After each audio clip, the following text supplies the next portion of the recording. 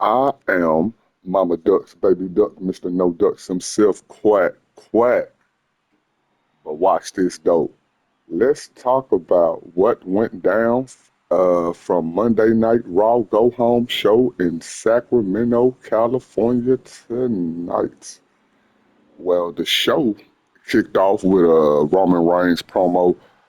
He was somewhere. I don't know where he was at. It seemed as if he was already pre-recorded backstage somewhere. You can kind of see some yellow railing in the background. You couldn't really make out where he was at, but he cut the promo on CM Punk, and he pretty much said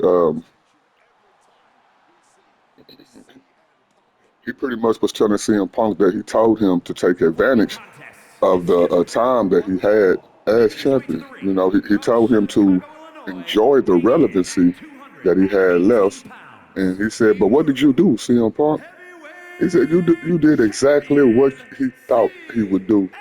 He said that CM Punk had lied and he tried to revive all the stuff that Roman Reigns did in his history. But that's the thing though. He tried to revise it, but us as the fans, we lived through it. We seen it. We seen what happened. And since we seen what happened, the stuff that CM Punk said, it made him look like he was a hypocrite. You know what I'm saying? Um, then he went on to say, he said that CM Punk was embarrassing. You know what I'm saying? He said that he liked Pat McAfee, and he said, but never has a punter ever ran his mouth to him. He said nobody believes in CM Punk. He said this is not 2012 no more. You know what I'm saying? He said nobody trusts him, but they believe in Roman, and they trust Roman. You know, he said that in the main event of tonight's show, CM Punk is either gonna tell the truth or he gonna tell the truth. And then you know the disclaimer that you hear at the end of a commercial when it be like, the words that are said in this does not reflect the ABC company. Robert Reigns had a disclaimer at the end of his promo, you know, where it said that these words were pretty much approved by by the tribal chief. So that was a nice little thing they put inside there. Um, a lot of people are saying that they're not happy with this go home show, and I would have to say they didn't give us a whole lot. I don't really know what everybody was expecting. They could, they should have definitely expected for a lot of the people that's at WrestleMania not to do a whole lot, seeing that WrestleMania is just a couple of days away, you know. So I really don't know what they expected when it comes to what happened with CM Punk and Roman Reigns in the main event. We'll talk about that when we get there. And let's get into this next segment, man. The next segment on the show, y'all remember last week they tried to do the contract signing with Brock Lesnar and Oba Femi, but they didn't get to sign the contract because you know they end up going at each other. Brock Lesnar ended up attacking Oba Femi before he was able to get in the ring. That led to a whole little scuffle with security and backstage staff coming to the ring, separating everybody. That was throwing chairs at each other, throwing ring steps at each other, and all that good stuff. So I know y'all remember that. Well, this week um, they kicked the show off, in-ring show with Triple H and Adam Pearce in the ring, and they had the table and the contract, and they wanted the contract to get signed, but they said this time they're not gonna have them in the ring together. They're gonna let Brock sign it by himself, and then they'll let Oba sign it later on in the show. So, uh, you know, Paul Heyman hit the ramp. He introduced Brock. Brock music hit. Brock come down to the ramp. He do the bounce to the left, to the right, to the right, to the left, to the left, to the right. And they come on down to the ring. Brock get in the ring. He grabbed a contract. He signed it right off top, you know, and then started pretty much doing his Brock poses. Now, as soon as he signed the contract, Brock Heyman ended up picking up the mic and he was like, well, history has been made. You know, the contract has been signed, and it may as well be a Nigerian death warrant for Obafemi. You know what I'm saying? And the crowd just started yelling, Oba, Oba, Oba. So Brock Lesnar ended up taking the mic from Paul Heyman, and he said that after Sunday, y'all ain't gonna even remember that name no more. So, the crowd boo, boo, you know what I'm saying? So Paul Heyman get the mic back, and he says this Sunday in the real main event of WrestleMania, because I agree, everybody is waiting on this Brock versus Oba match. I think this is the biggest match at WrestleMania when it comes to fanfare. We know what the main event is. It's going to be the world champion matches with CM Punk versus Roman night 2 and Cody Rhodes versus Orton night 1. But the main event definitely is Brock Lesnar and Obafemi, man. Even though not no title on the line. So Paul Heyman says that, okay, here is something that's a prediction and not a spoiler. There's going to be a winner and there is going to be a loser. He said that this Sunday at WrestleMania, the loser name is Oba Femi. And the crowd boo, boo. He said that he was going balls deep, that the ruler cannot handle the beast. He said that Brock is the greatest combat athlete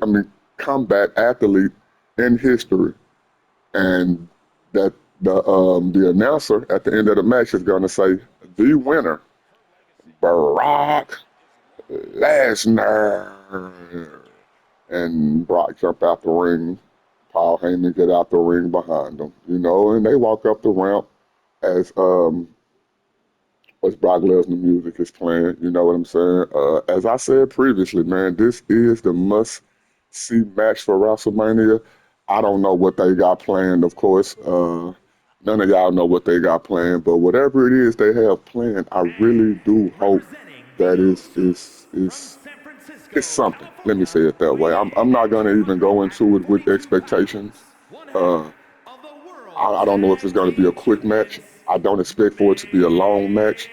I really don't even have Oba Femi win in this match. I have Brock Lesnar win in this match with some kind of underhanded tactics. Maybe Paul Heyman is going to do something to help him out. Oba is going to lose, but he's not going to lose straight up. They're going to bring it back. Oba is going to have a gripe about it.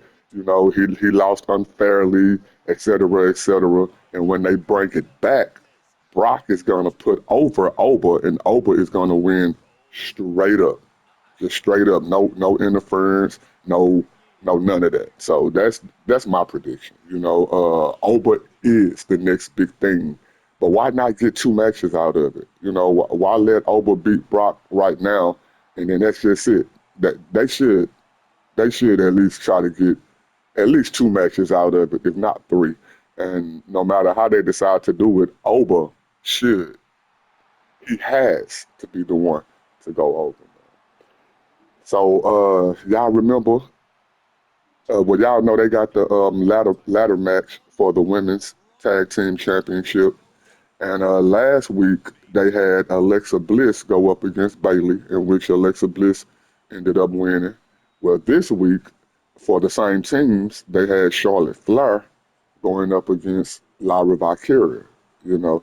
And it was an all right match again, really nothing to write home about. But the finisher of the match was Charlotte was going for a O'Connor roll, and when she hit Lyra with the O'Connor roll, Bayley ended up tripping Charlotte and made Charlotte fall on her back, which put Lyra on top of Charlotte, and Lyra hit the bridge. One, two, three. And Charlotte knew what happened, so she getting at Bayley. Bayley ended up running around the other side of the ring. Bayley got in the ring and she raised the hand of Lyra Valkyria because Lyra had just won the match. But Bayley went over there. Charlotte went over there and pushed Bayley, and Bayley pushed her back. And then Alexa ended up pushing Lyra, and then Lyra pushed her back, and they pretty much was just pushing each other back and forward talking trash to each other. You know, the crowd was saying "woo" because Lyra Valkyria music was playing, and you know, Lyra Valkyria, when she come out, they got that part in her song where it's like dun dun dun woo, dun dun dun woo. So that's pretty much kind of how that segment ended. You know, it ended with with them pretty much pushing and shoving each other because Charlotte seen what Bayley had did to cause her the match, and that's pretty much how it went off. The tag team women's the tag team title women's ladder match. I don't really know who I got winning that match. Um, of course, man, when it comes to the irresistible forces, man, I think that's the hottest female tag team we've had in a while. So I definitely don't think that they should lose the title, especially to a bunch of these makeshift teams, such as Charlotte and Alexa and Bayley and Lyra. You know, it's kind of a bunch of makeshift teams. The Irresistible Forces seem to be a real tag team since they put them together. And I'm always for tag teams that are real tag teams having the tag team championships. So we'll see how that play out.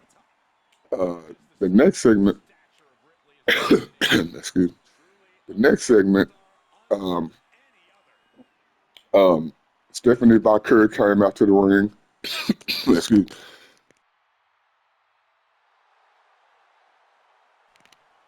Stephanie Valkyrie ended up coming out to the ring, and the the host was asking her, well, she was telling her that things have escalated between her and Liv Morgan because y'all seen that last week what happened backstage when Liv Morgan bumped heads with Roxanne and the big old knot that Liv had on her head. Man, if y'all didn't see that, man, go out your way to go and watch that. That was horrible. That was horrible.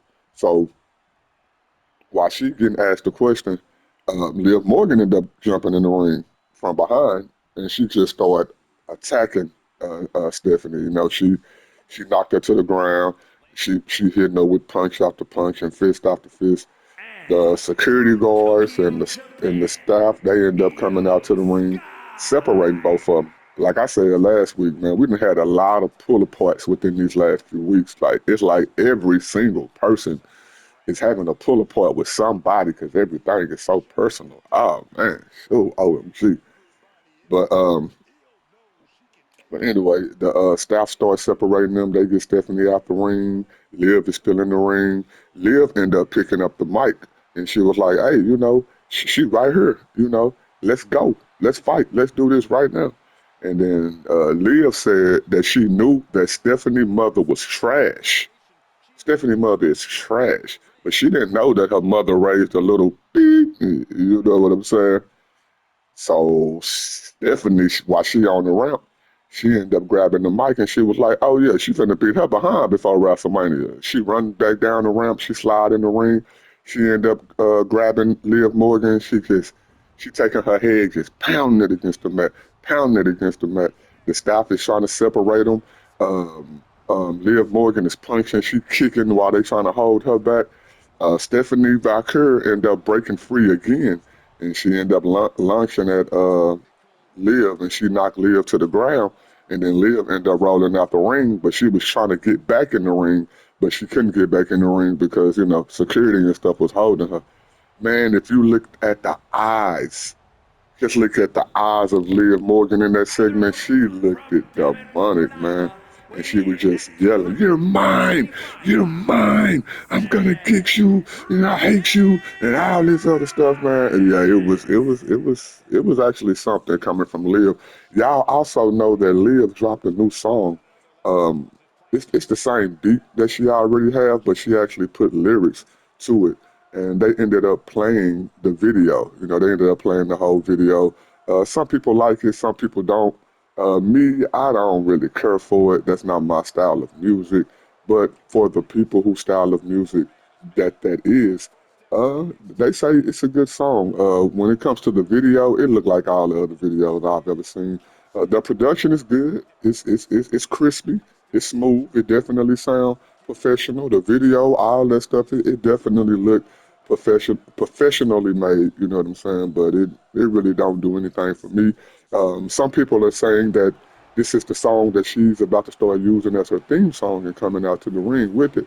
And I looked it up. It's actually a real song. Like it's not just a song for her to come to the ring with. It's actually a song that they're trying to, like actually get to hit the charts. You know what I'm saying? So hey, I'm not against that. Some WWE wrestlers are into movies and stuff like that. Hey, go on, put some of them inside the music industry too. Shoot, that way we can cut down on the sexy reds and the jelly rolls and all these celebrities coming because we can just create our own celebrities. You know what I'm saying? Definitely not against that at all. You know what I'm saying? Um, um, Another segment that had happened, we ended up getting the Usos and LA Knight in a three-man tag team match against the MFTs, which was ended up being Solo. It ended up being the other Tonga, and I always mess up his name because he ain't really a Samoan, and I know him by another name. What's this? JC Mateo. JC Mateo. That's his name. So again, we had LA Knight and the Usos against Tonga Loa, Solo Sokoa, and JC Mateo. It was all right match. Really, it was a quick match as well. Really nothing to write home about. But in the finish, what happened was we noticed that Tama Tonga wasn't there. They let it be known that Tonga wasn't with the group. But while the match is going on, Tama Tonga ended up coming into the arena from the announcement area, from the ring bell area, right? And and it made Solo, who was in the match, jump off the apron and go over there and, ask him like, where you been? Like, why you not with us? Why you, what I'm saying, where you been at? And Tala Tonga ended up walking over there and he got in Tama Tonga face as well. But it ended up being it ended up being a distraction because while they focused on Tama Tonga, um, who was in the ring at that time? Was that Tonga Loa? I think it was Tonga Loa. Tonga Loa was the one that ended up getting rolled up because they was distracted by Tama Tonga. So the Usos and LA Knight, they the ones that won the match. You know what I'm saying? So, like I say, really nothing to write home about. Y'all know that LA Knight and the Usos uh, got a match at WrestleMania with the Vision and I show speed. You know what I'm saying? And I take that back. While they were distracted, LA Knight ended up hitting Tonga Loa with the BLT. That's the way it ended. It wasn't a roll up. It was a straight up pin by LA Knight using the BLT. So again, this was something. This was a match to just give them a win since they have a match at WrestleMania. And the MFTs, I don't know what they're doing at WrestleMania. Maybe they'll be on the pre-show. Maybe they'll have something to do with the Wyatts because they're supposed to have some kind of eight-man brawl coming up on SmackDown this week. So hey, we'll see how that play out. I don't know why either one of them are at WrestleMania, at least with a match that we can pretty much see that has been declared. You know what I'm saying? All right. In another segment, we got I Show Speed at the Performance Center.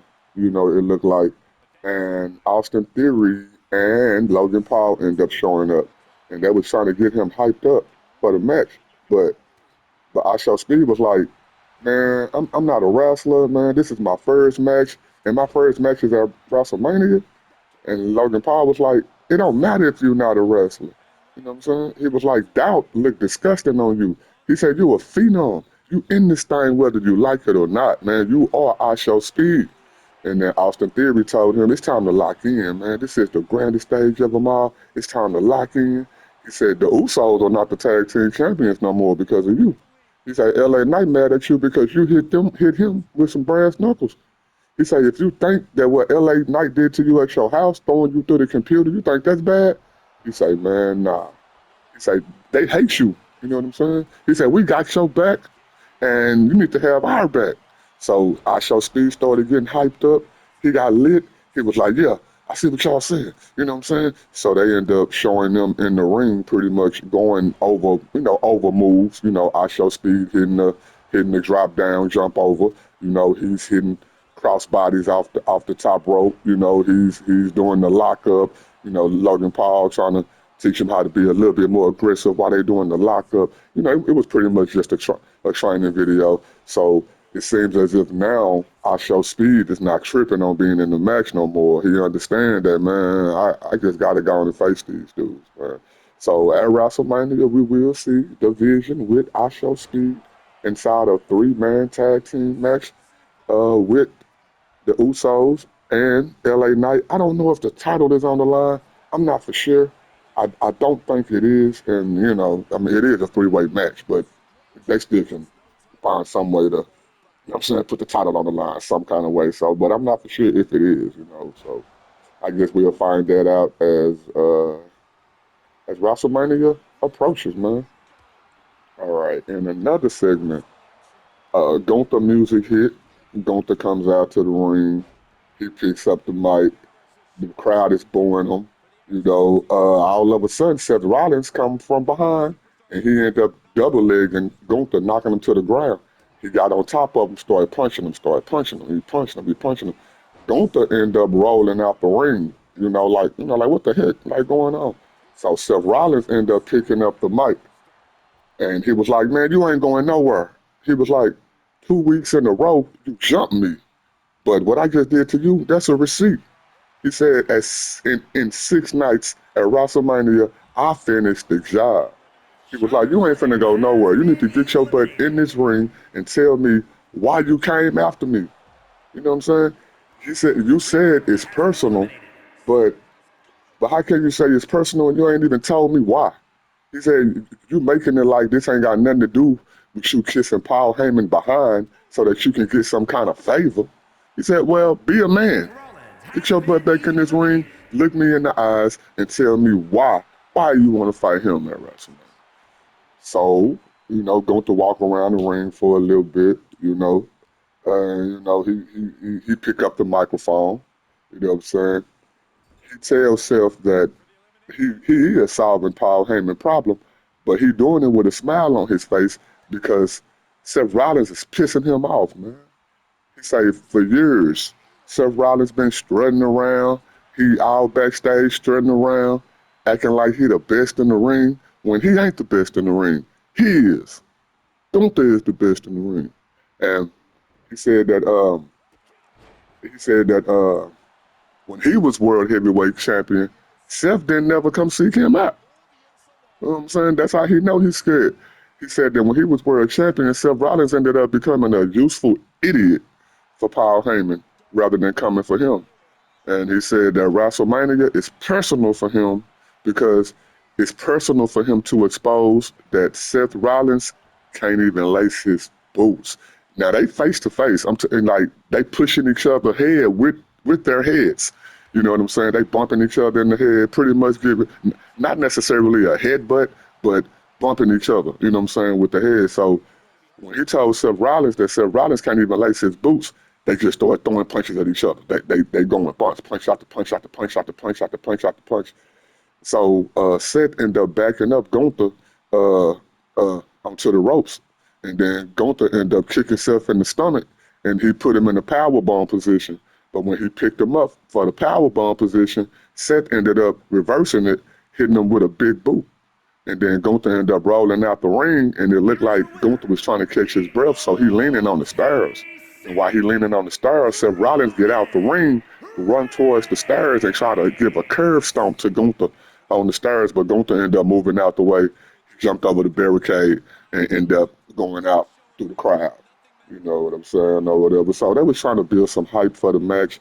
As we know, the reason why this match was thrown together is because, all of the injuries that happened to the Vision leading up to WrestleMania, and that was pretty much scrambling, trying to, see what matches they could put together since they didn't know who was going to be ready, who was going to be coming back from recovery before WrestleMania.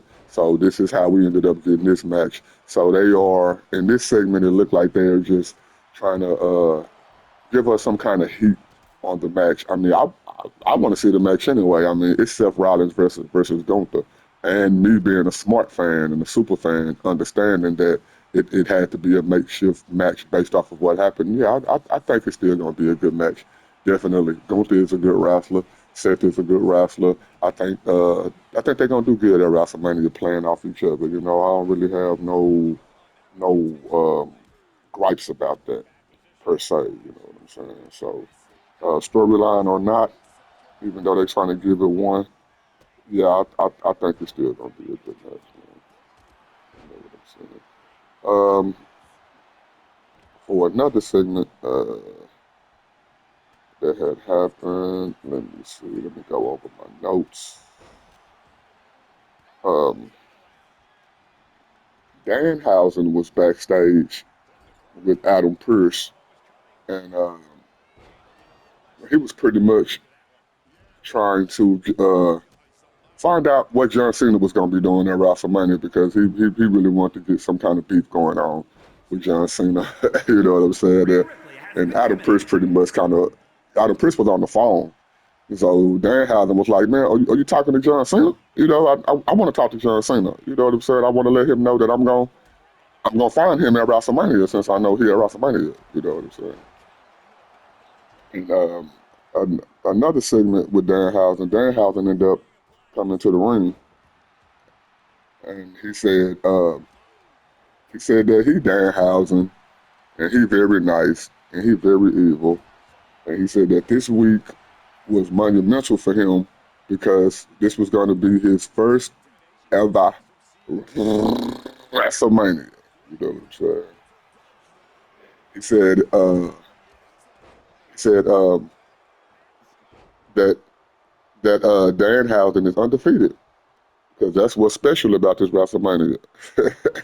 So just just stupid stuff, man. You know, and pretty much what he did was is it was like a T-shirt machine. It was a T-shirt gun machine where he shoot T-shirts into the crowd, and he pretty much just came out there and shot T-shirts into the crowd. You know what I'm saying? So that's pretty much how he did. It really wasn't nothing major or anything like that. So another segment was Io Sky and Oscar and Kyrie Sane was backstage, and they was backstage with Rhea Ripley. Rhea Ripley was talking to Io Sky, you know, or whatever. You know how they just talking about how they are with each other or whatever. So Rhea ended up walking off, and when Oscar and Kyrie walked up, Oscar was pretty much telling Io that she pretty much being used because last year she walked into WrestleMania with the belt on her shoulder, but it didn't look like she got no match at this WrestleMania. So she pretty much trying to tell her that she should get back with them and everything was better when they was together and all this stuff. But since she don't want to get back together, she gonna have to get her butt kicked, and she gonna have Kyrie Sane to kick her butt.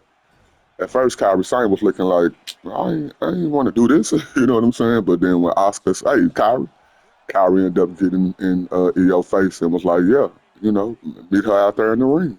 You know what I'm saying? So in that match, uh, again, it was nothing really to write home about.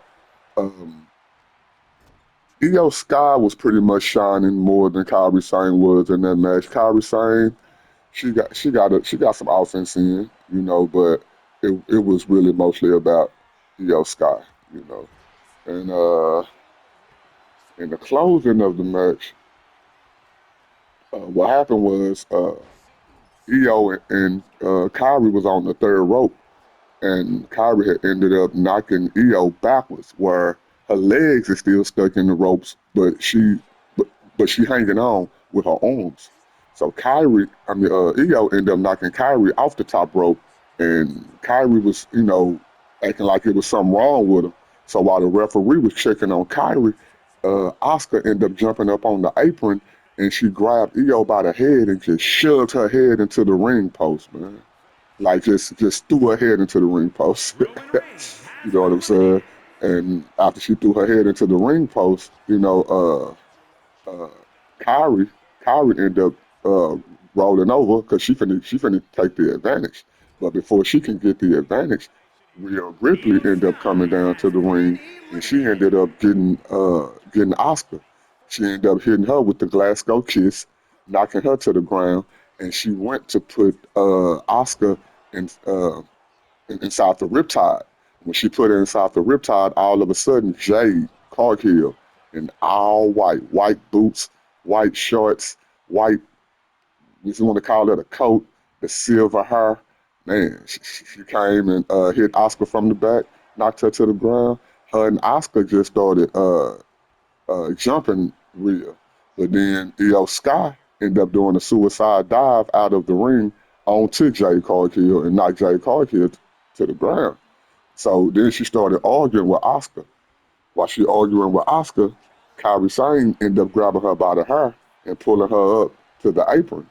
And Kyrie ended up kicking, Io ended up kicking Kyrie in the head, knocking Kyrie to the ground. She get on the third rope to go for over the moonsault, but the referee is checking on Kyrie. And while the referee is checking on Kyrie, Oscar ended up getting back on the apron, knocking Io off the apron, and then Kyrie ended up pinning her. And Kyrie got the win. I was surprised because Kyrie don't get a lot of wins. You know what I'm saying, or whatever. So just to see her get this win, yeah, that was cool. The implications were more on Jay Cargill and Rhea Ripley, seeing that they are the ones that have the match going on at WrestleMania. Um, Oscar, EO, and Kyrie. I guess it was just something that they put together because they don't really want nobody that's on the card actually getting hurt, and we still got to feel, you know, a 2 hour show. So that's pretty much what that was, man. Uh, in the next segment, we had a few people from the 6-man ladder match for the Intercontinental Champion. And it ended up being Rusev on teams with JD McDonough against Javon Evans and Dragon Lee. Dragon Lee. Again, the match wasn't nothing to write home about because I understand that they don't really want nobody to get hurt, But they did do some good moves in the match. We saw some high flying stuff from Javon Evans, saw some luchador stuff from Dragon Lee. We also saw some technical stuff. JD McDonough and Rusev was actually the star of this episode, but the way the match ended was that Dragon Lee ended up hitting a Styles Clash on JD McDonough. He ended up getting the 1, 2, 3. And he used to be on teams with AJ Styles that was tag team champions. I don't know if this is his permanent finisher. I didn't see him attempt to hit it a few times over a couple of weeks. It seemed as if AJ Styles blessed him with this finisher, man, and them letting him get the win by using the finisher.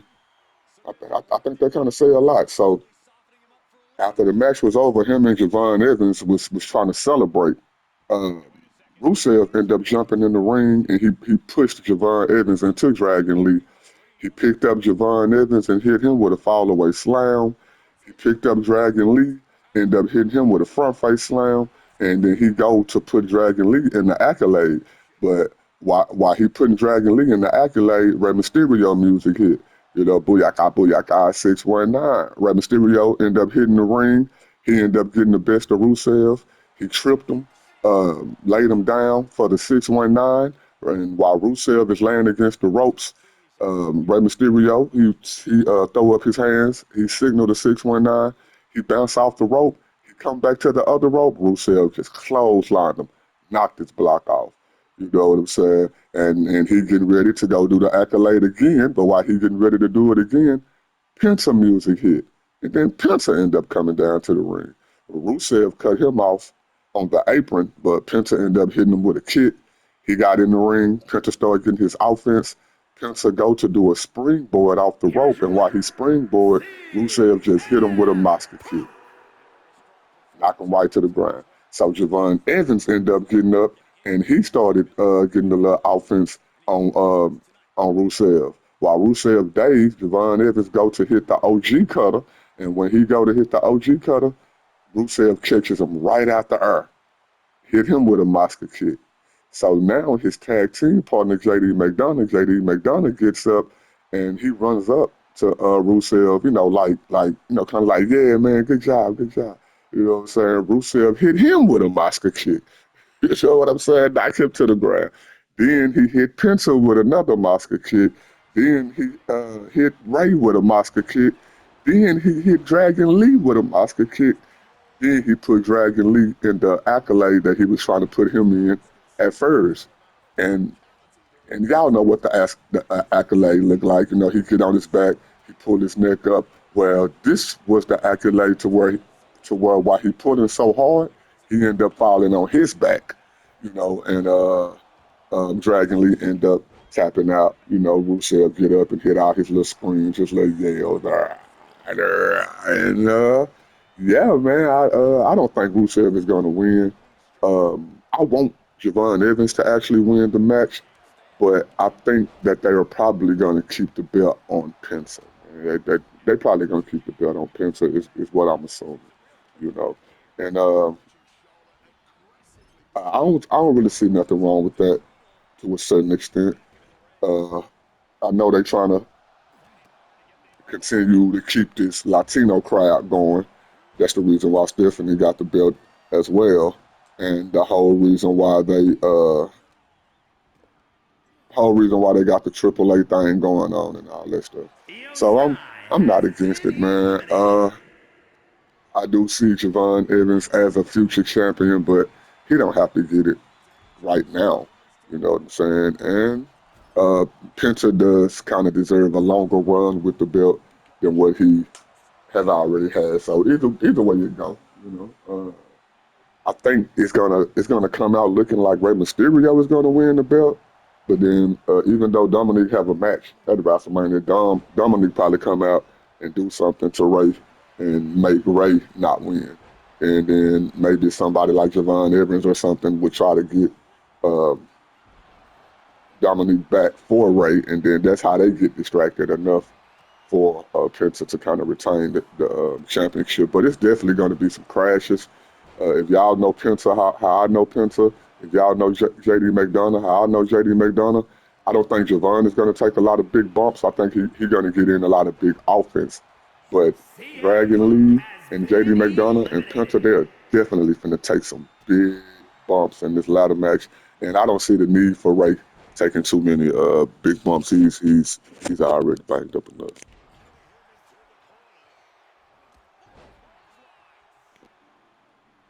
So another segment. Now we get Oba Femi coming down to the ring because it's time for him to sign his part of the contract. You know, and he get the full intro. The lights go off, the music hit. He do the tribal war dance down to the ring. He dressed up, got on his slacks, button down shirt, all that good stuff. He not in wrestling gear. Paul Heyman end up coming down. Will end up coming down to the ramp, you know. And Paul Heyman was like, man, you are, from what I heard, you a dangerous man with anybody that you in the ring with. So since you a dangerous man with the people that you in the ring with, I'm gonna just stay right here on the stage. And he said, well, being that you a violent man, that's the thing that Paul Heyman liked about him the most. He said that um, he said that Oba Fayman is the most violent man to have ever came into the WWE since Brock Lesnar. He said that he is the fastest rising star to the top of WWE since Brock Lesnar. He said that Obafemi was the most impressive athlete, the most impressive fighter, the most impressive combat athlete since Brock Lesnar. And the crowd is just, who? Oba, who? Oba, who? So Paul Heyman say, well, everything that you built come WrestleMania, it's gonna come crashing down in Suplex City. It's gonna come crashing down with an F5. He say it's gonna come crashing down by the Conqueror. He said Obafemi is gonna get conquered by the Conqueror, by Rock Lesnar, and the crowd just still going crazy. They just over, over. So Paul Heyman tell him, look, there is no shame in losing to Brock Lesnar. It's nothing but pride. He said, oh, but you are in the real main event of WrestleMania. And when you get conquered, and you will be conquered, you gonna be conquered by Ross Lesnar. And he said, oh, but don't be ashamed because when you get conquered by Brock Lesnar, he give him his word. After he fight Brock Lesnar and lose, and he need to rebuild his career, he told Obafemi that his door is always open. Man, can you imagine Oba with Brock? I mean, with Paul? Can you imagine if Oba go with Paul and then Paul put Oba and Brock on teams just for a little while? A two-man power trip. Oh my God. Man, say, can we get that? Yes, please. I'll take two of those. You know what I'm saying? So, like I already told y'all in the earlier segment when Brock came out, yeah, I think Oba gonna lose due to some underhanded tactics, and then they're gonna run it back, and then Brock is gonna put over Oba clean. You know what I'm saying? Why not get two matches out of it? That's what I think gonna happen. So after Paul got through saying what he's saying, then Oba got the mic, and Oba said, you know, if you was an honest man, Paul, then you would have said that my name is Paul Heyman and my client, Brock Lesnar, is scared of Obafemi. He said he fears Obafemi because he is the ruler. He is the destroyer. He's the gringo warrior. He's a mountain that can't be climbed. He's a mountain that can't be conquered. He said at WrestleMania, he gonna defeat Brock Lesnar. He gonna defeat the beast. He gonna slay the beast because he is the one. He said that he's always been the one. And y'all know Paul Heyman say that Brock is the one in 21 and 1 when it comes to the Undertaker streak. Well, that's what he's referring to. He's saying that he the one. Brock ain't the one.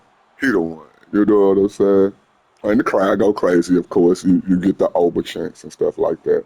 You know what I'm saying? They going ham for him, which rightfully so. So Oba say that he the one. You know what I'm saying? He said that we know it, he know it, and at WrestleMania, Paul Heyman gonna know it too. You know what I'm saying? And you know his music hit. He started doing all his little taunts, his little yells, his plum plum plum wah, and all that good stuff. You know what I'm saying? It was a nice talking segment. Um, I wouldn't say that Obafemi is a good talker or a bad talker. I would say he's decent. I would say I think that he can handle his own. This segment kind of proved that. They don't let him talk a whole lot, but he have spoke a few times, only saying a few words.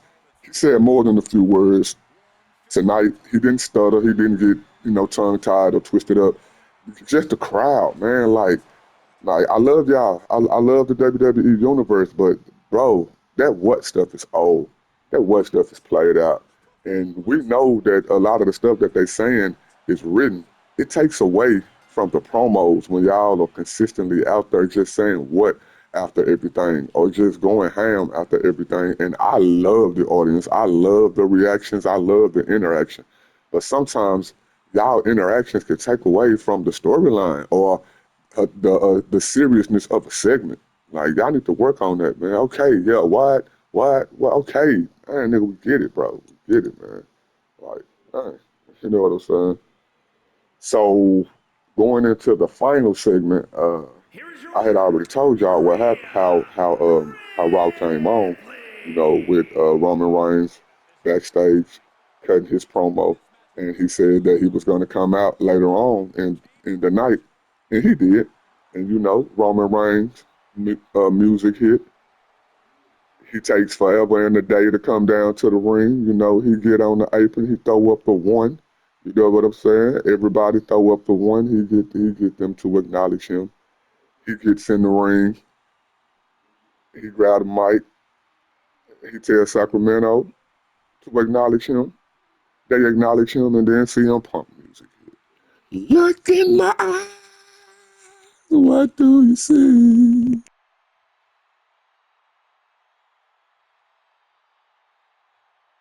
CM Punk music hit, but he don't come down the ramp. He come out the audience like he's Jay Uso or somebody. And man, he's taking forever and a day. Like, golly, bro, come on, man. So he walks slowly through the crowd. He come out, by the announcement desk area. He get the when he get the mic, Roman Reigns tell him, "Hey, you jump in this ring, I'ma lay hands on you." So he walk up the steps. He stands on the apron, and that's where he started cutting his promo at. He didn't, he didn't get in the ring. So he was just pretty much telling Roman how he hate Roman. He was telling him that he was uh, pretty kind of jealous of Roman because all the opportunities that Roman was afforded that he wasn't afforded. You know what I'm saying? And he pretty much sympathized with Roman, and he apologized to Roman.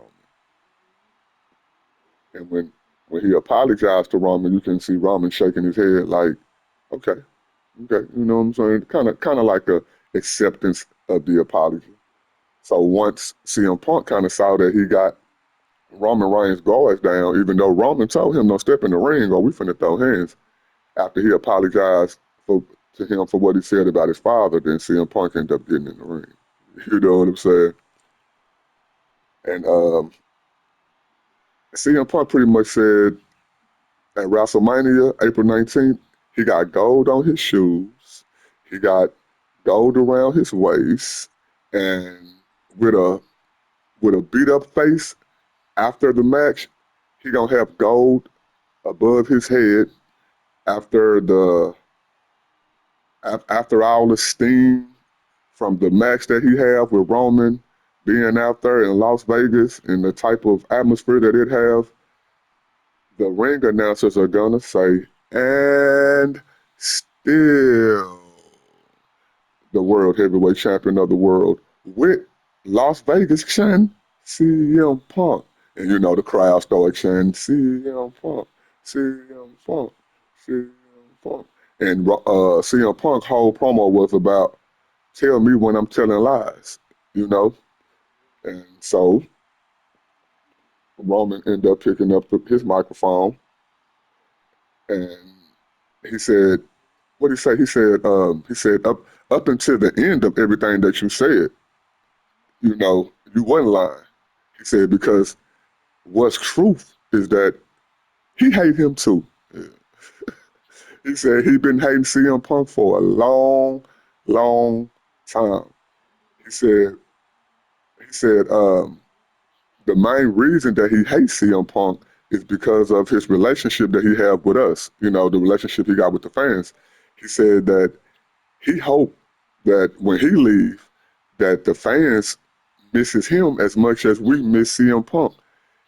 He hoped that the audience chant for him for 10 years straight, just like they chanted for CM Punk. He said, now you saying that, that's true. The connection that he have with us, with the fan base, he said, yeah, that's true. And nobody could ever take away the connection that he have with the fan base. He said, but at WrestleMania, that's CM Punk's truth. Because at WrestleMania, that's not reality.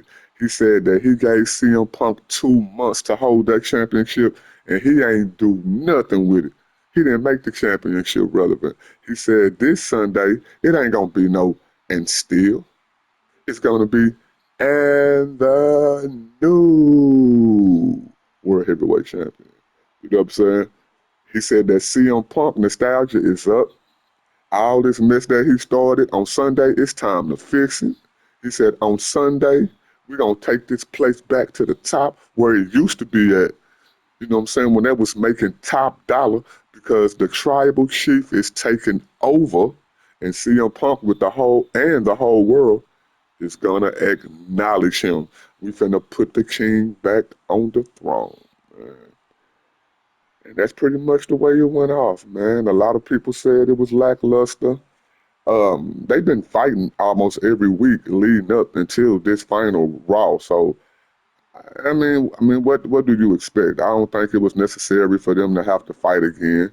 We already seen them put each other through announcement tables. We've seen them hit each other with their finishers. I mean, what else is there left to do besides have the match? I mean, all they need to do is talk. All they need to do is pretty much try to add a little more heat to it with the verbal. And that's exactly what they did. And I mean, and it wasn't the greatest thing ever, but I understand why they went in this direction. I don't think the match needs any more heat. I think it has enough heat, you know what I'm saying? And y'all know what I want to see. I want to see the Samoans all get together. I don't know who's going to win in this match at WrestleMania, whether it's going to be Roman or going to be CM Punk, but I do think that they should still use CM Punk mouthpiece in some kind of way to get these Samoans riled up to get back with Roman so I can get the storyline that I want. I want it. I want it. Yes, I want it. I want that more than anything. I want to see all the Samoans get on champions. That's what I want to see. So anyway, man, the episode pretty much definitely gave us a little bit more meat on the potatoes. They progressed all of the storylines that's on Raw going into WrestleMania. They did a lot of their heat a few weeks leading up to this week. So I think they did good this week because I don't want them to go overboard and then CM Punk end up getting hurt again or somebody doing too much and they get hurt again. We almost didn't have this Liv Morgan versus Stephanie Vicari match because of what happened last week and Roxanne Perez and Liv Morgan bumping heads, man. So I definitely don't want to see no matches get canceled. So I think they did the safe thing. It is what it is. I'm not mad at it. I wasn't super lit about it, but at the same time, I'm definitely not disappointed. I'm looking forward to WrestleMania. I'm hyped about it. You know what I'm saying? I don't think I could be no more hyped about it. The matches that they have on the card, whether some of them were put together last minute, last moment, whatever, the people who are in the matches and all that good stuff, I can tell that it's going to be a lot of nice matches going on, and I just can't wait to see where some of these storylines end up going, man. I am Mama Ducks, Baby Duck, Mr. No Ducks himself, Quack Quack. That was the recap for Monday Night Raw from Sacramento, California for April the 13th. This is, but watch this though, and watch this though.